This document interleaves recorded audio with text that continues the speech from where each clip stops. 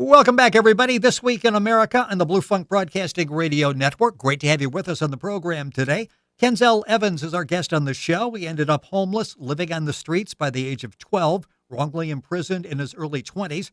Today, Kenzell is married, enjoys a strong relationship with his son. He's an inventor, an entrepreneur, author of the excellent new book, Breaking the Silence, Railroaded by Family, Friends, and the Law, and is with us on This Week in America. Kenzell, welcome to the program. Great to have you with us.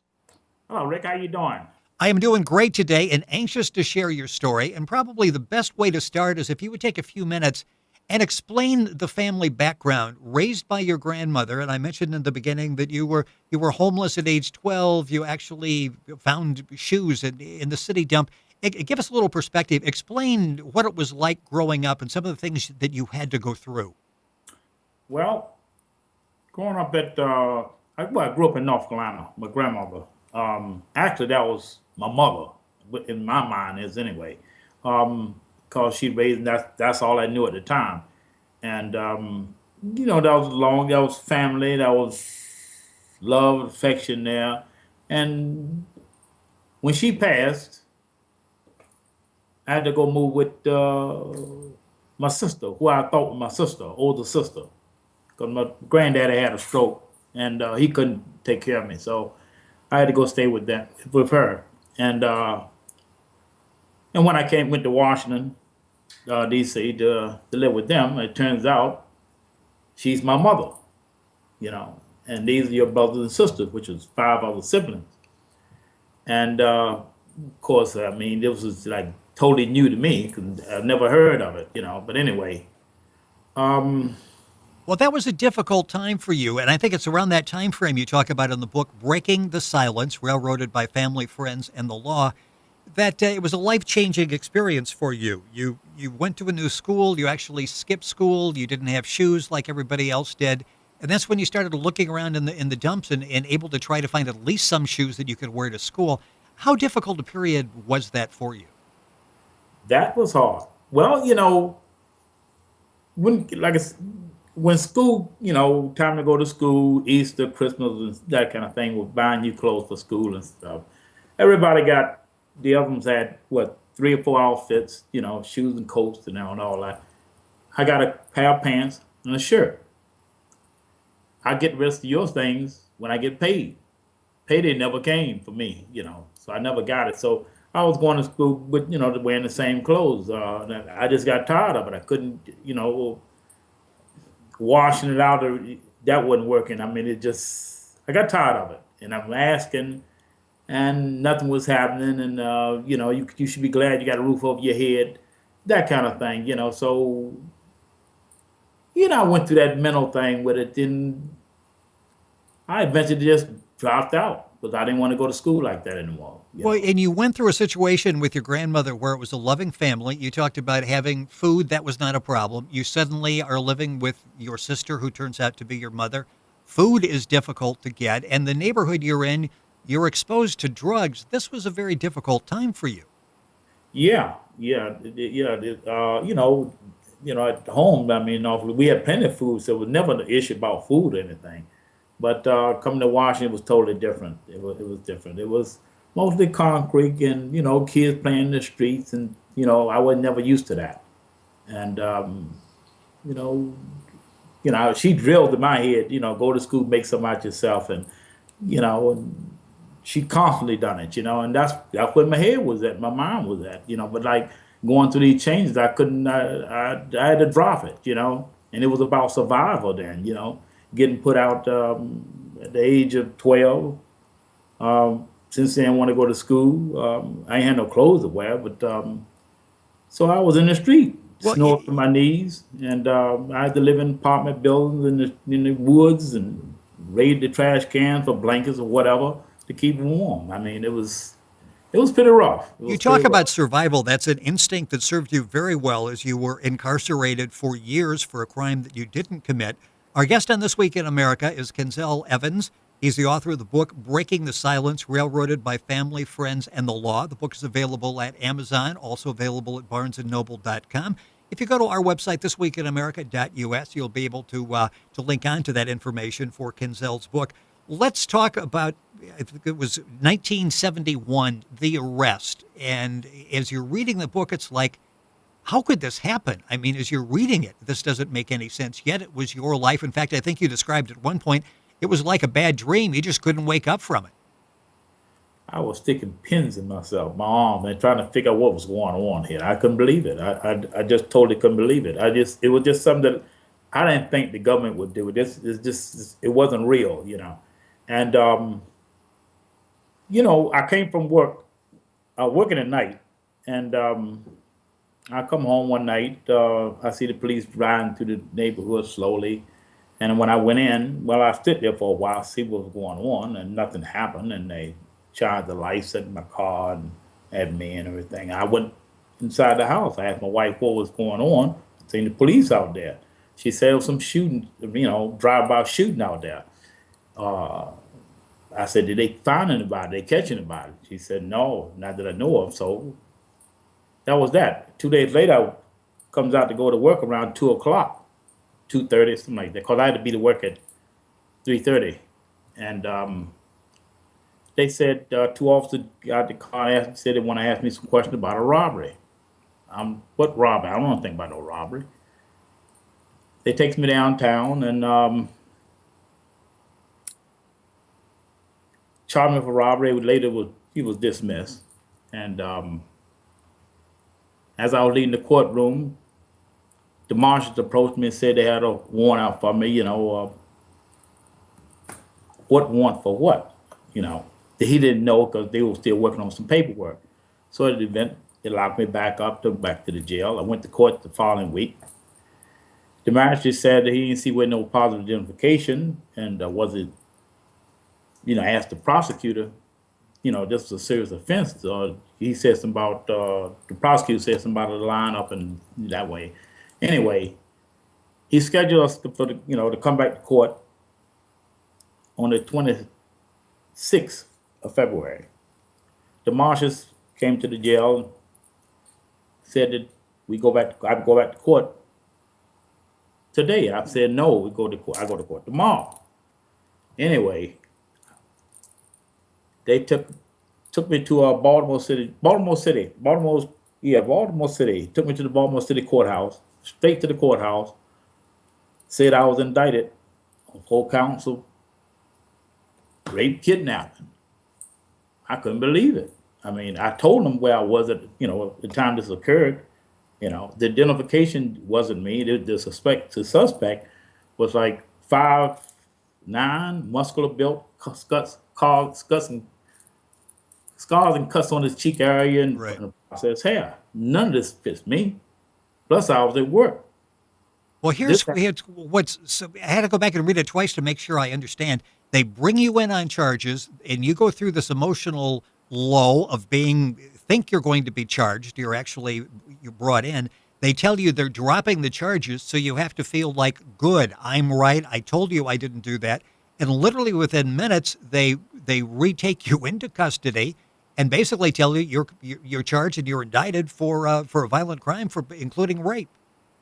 No, at first they took me in and said they would charge me for robbery. Yes. It was dismissed because there was no evidence, anything. They just dropped it. So when I was leaving the courtroom, that's when the marshals approached me and said they had a warrant on me. They were working on some paperwork or something, and I have to go back to the jail. Well, yeah. What was that like? Because you think, okay, justice prevailed. I did not do this crime, the robbery. They're letting me go. And now I'm being arrested for something else. You went from, I'm sure, elation that, okay, this worked out to now I'm back in trouble again. Right. And I had no idea what they was talking. In fact, I was at work on a day and a time this occurred.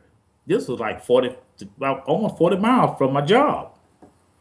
And I got 2 part-time people, 2 full-time people. I got the keys to the building. I have to let them in order for them to do the work.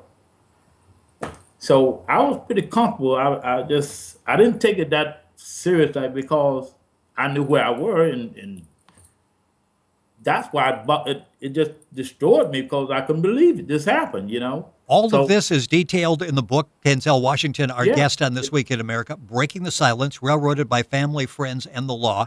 You go to trial, and it's interesting, and time is moving quickly, and I really want to tell the main story here. You go into trial. It's an all-white jury.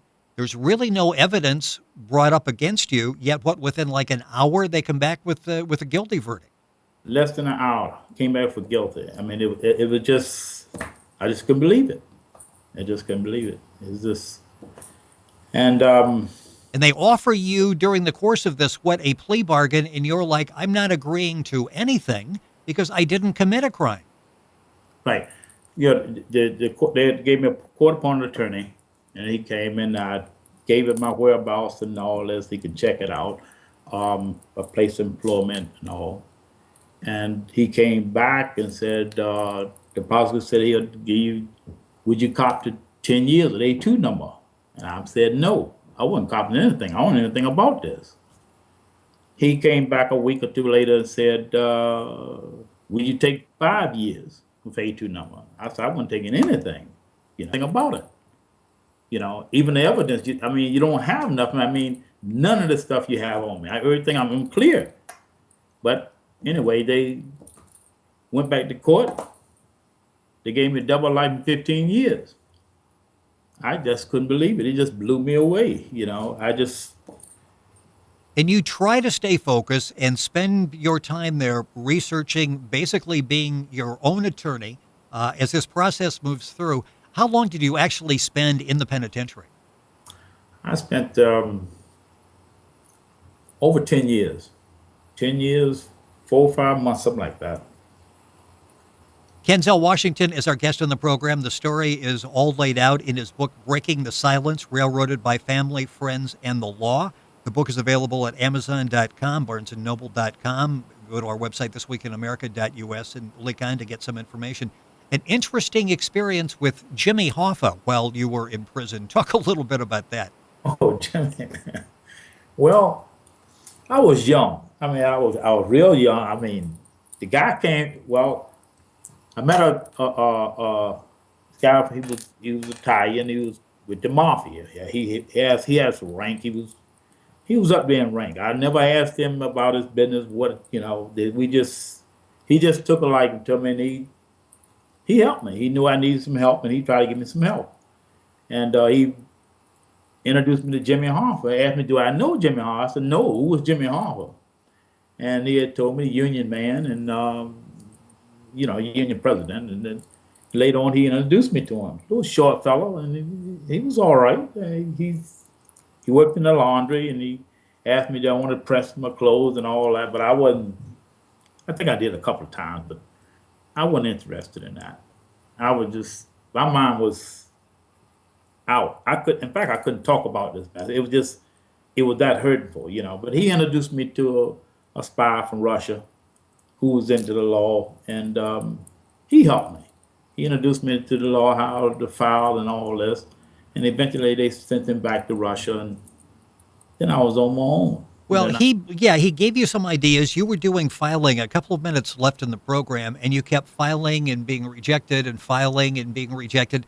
Finally, you were able to find something that was going to get you back into a courtroom. Explain what that was and how that actually led to your release. Well, the main issue that I was working on was incompetent attorney, because the attorney basically he messed me up on a lot of issues. You can't go back once you file on something. You can't go back in on it. So all the issues that was very obvious, he just screwed them up for me. Yeah.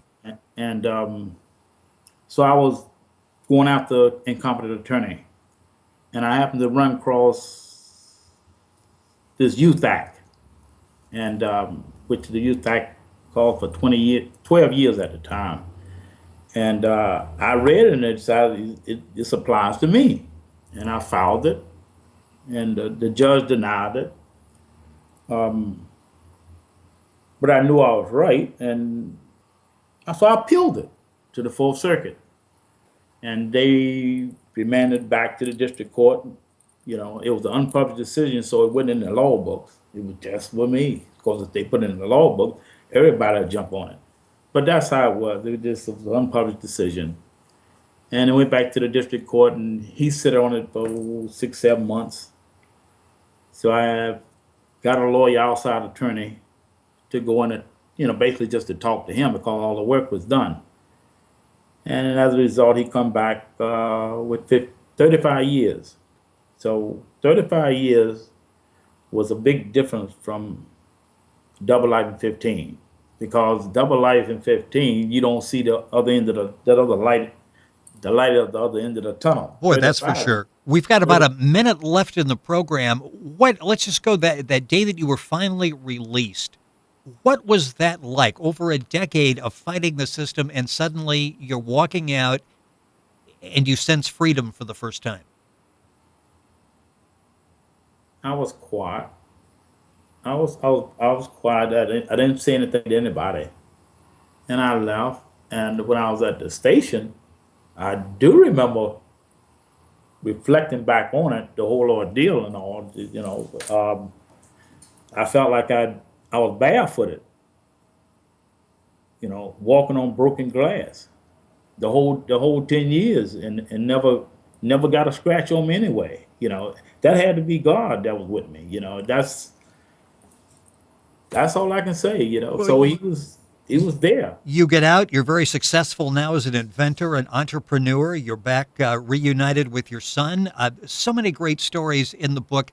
The book is called Breaking the Silence, Railroaded by Family, Friends, and the Law. Kenzell Evans has been our guest on This Week in America. The book's available at Amazon, BarnesandNoble.com. Just go to thisweekinamerica.us. You can link on to get information. It's a story of great courage and determination as you fought the system over 10 years and finally won, got out, released, and got your life back. Kenzell, it's a fascinating story. Thank you so much for being with us on the program. We appreciate you sharing that with us. Thank you, Rick. Thank you. Appreciate it. You're most welcome. You're listening to This Week in America and the Blue Funk Broadcasting Radio Network.